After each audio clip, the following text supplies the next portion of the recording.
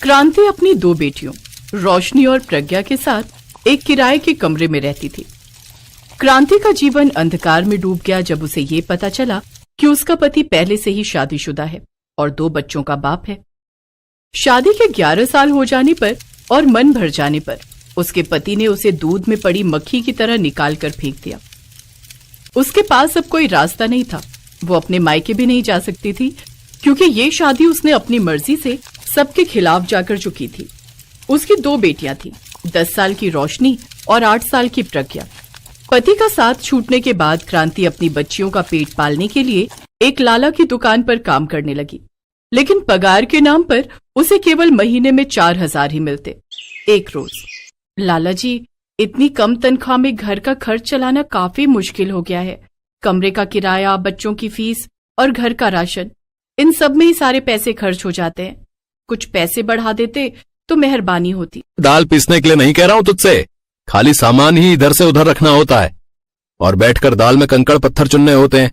मैं तुझे और पैसे नहीं दे सकता, और अगर नहीं जमता है तेरे को तो कहीं और जाके काम देख ले।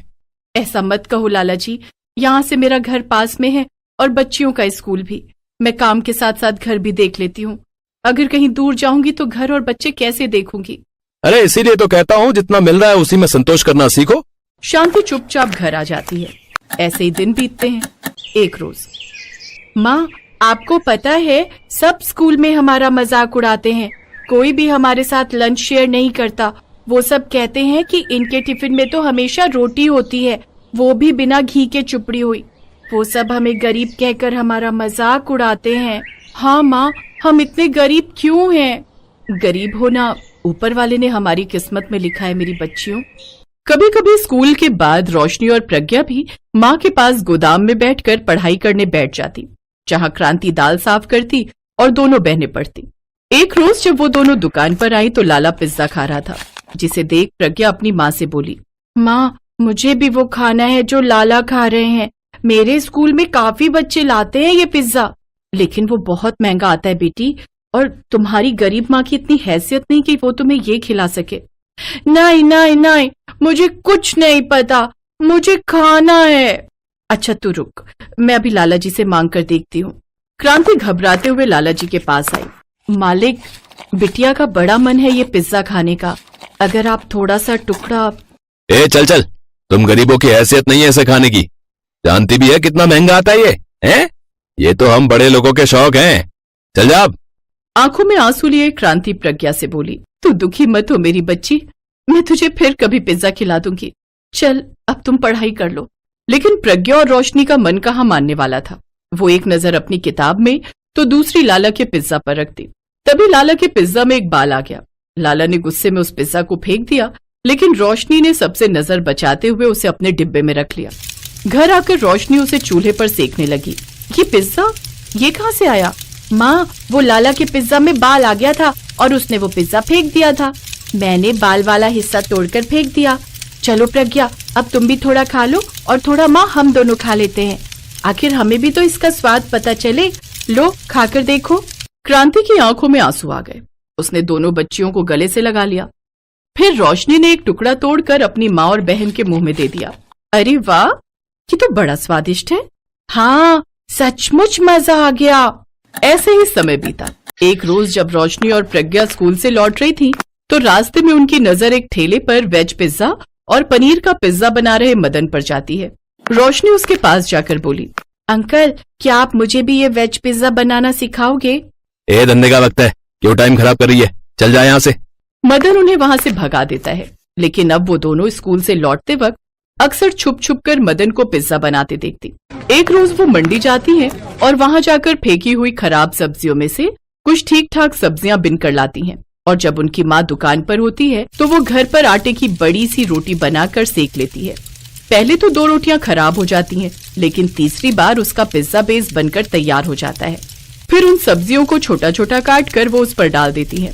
पिज्जा जितना दिखने में खूबसूरत था उससे कहीं ज्यादा वो खाने में लाजवाब था। वाह छोटी, हम तो पिज्जा बनाने में माहिर हो गए। ये वाला माँ के लिए रख देते हैं, वो खाएगी तो खुश हो जाएगी। उस रोज उन्होंने पेट भर पिज्जा खाया, लेकिन तभी दुकान से बिरजू भागता हुआ आया। रोशनी, प्रज्ञा, अरे जल्दी चलो, तुम्हारी माँ की तबीयत ठीक नहीं है। क्या? क्या हुआ माँ को? वो अचानक से बेहोश हो गई है। वो सभी क्रांति को लेकर अस्पताल पहुंचते हैं, जहां डॉक्टर उसे बीपी लो की शिकायत बताते हैं। साथ ही कमजोरी के कारण उसे कुछ दिन के बेड रेस्ट पर रहने के लिए कहते हैं। अब से तुम्हें काम पर जाने की जरूरत नहीं है माँ, अब तुम बस आराम करो। हमने उस लाला को भी मना कर दिया है कि तुम अब उसके यहाँ काम नहीं करोगी। लेकिन मैं आराम करूंगी तो घर कौन संभालेगा? हम दोनों हैं ना माँ, अब आप बस आराम करो। क्रांति के पास रखे थोड़े से पैसों से वो पिज्जा बनाने का सामान लाती है। फिर दोनों सड़क किनारे बोरी पर ही पिज्जा बनाकर बेचने लगती हैं, क्योंकि ठेला खरीदने के लिए अभी उनके पास पैसे नहीं थे। वो जोर जोर से लोगों को आवाज देकर बुलाने लगती, आओ आओ प्यारे लोगों, आओ हमारा स्वादिष्ट पिज्जा खाओ। एक बार खाओगे तो बार बार आओगे। सिर्फ 50 रुपए के सस्ते दामों में खाओ। इतना सस्ता पिज्जा सुनकर कुछ लोग उनके पास आ जाते हैं और उनसे वो पिज्जा लेते हैं। पहले दिन उनकी थोड़ी सी कमाई हो जाती है। फिर एक औरत उनके पास आती है, एक वेज पिज्जा मुझे भी देना। वाह, इसमें तो क्या लाजवाब स्वाद है। ऐसा करो 4 पैक भी कर दो। उनका वेज पिज्जा सबको बहुत पसंद आया और उन दोनों बहनों का काम चलने लगा। लेकिन मदन उनसे चिढ़ने लगा। ये छोरियां क्या सोचती हैं? 2-4 सब्जियों से बना ये वेज पिज्जा बिक जाने से ये लड़कियां मेरी बराबरी कर लेंगी। कहाँ मेरा वेज और पनीर पिज्जा, और कहाँ इनका ये सब्जी वाला सिर्फ वेज पिज्जा।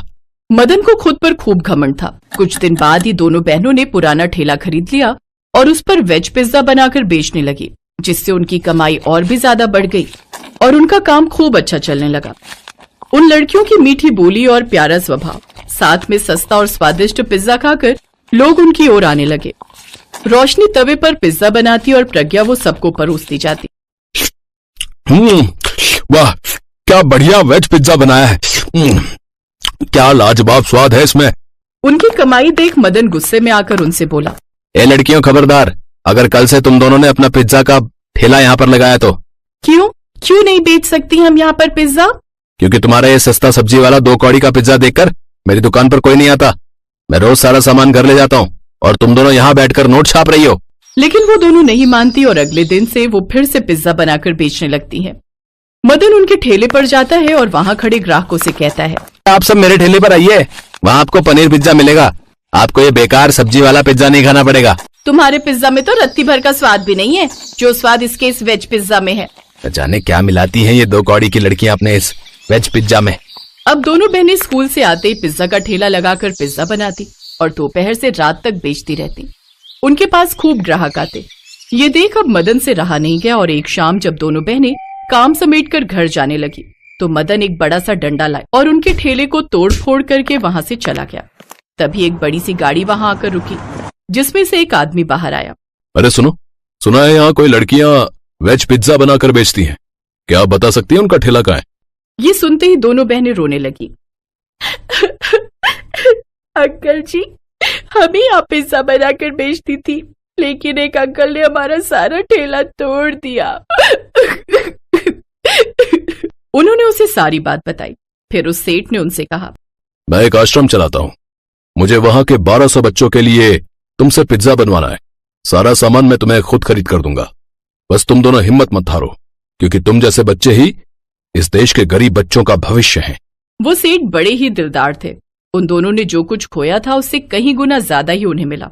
दोनों ने अगले 2 दिन में 1200 पिज्जा अनाथ आश्रम में भिजवा दिए, जिससे उन्हें अच्छी कमाई हुई। अब उन्होंने एक नया ठेला खरीदा और फिर से उसी जगह पर पिज्जा बनाकर बेचने लगी। धीरे धीरे क्रांति भी पूरी तरह ठीक हो गई और अब वो भी अपनी बेटियों का इस काम में साथ देने लगी। उनके पास अब शादी पार्टियों के भी कई ऑर्डर आने लगे, जिससे वो अब दिन दुगनी रात चौगुनी तरक्की करने लगे।